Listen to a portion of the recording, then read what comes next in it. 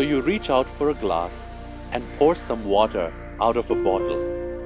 Easy, isn't it? Now you reach out for a bottle that was kept in a freezer and the water has turned into ice. You cannot pour the water out. That's because ice is solid. But tomato ketchup seems to be somewhere in between.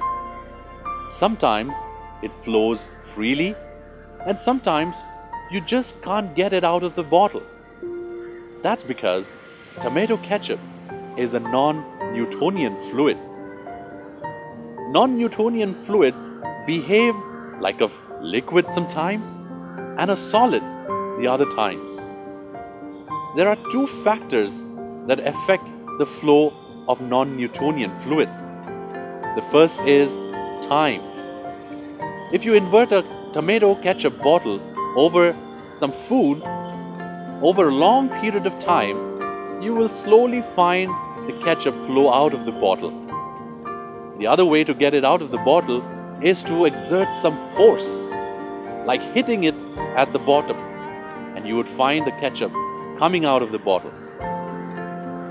Non-Newtonian fluids are interesting because they act differently at different times. The Bible also talks about a non-Newtonian fluid.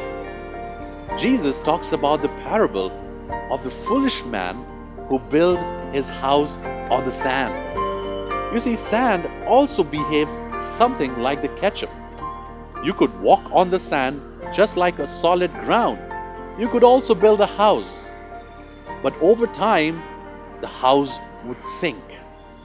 And then, of course, if there is a rain, or if there is a flood, or even if there is an earthquake, the house is sure to collapse. But Jesus also talks about the wise man who built his house on the rock. To build a house means to build a character, and characters should not be built on loose morals.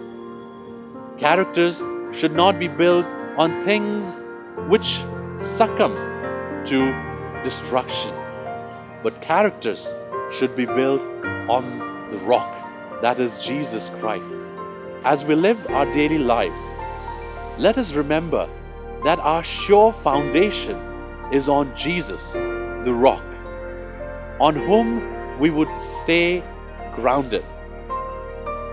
I'm Abhisek, and thank you for watching Teaspoon of Hope.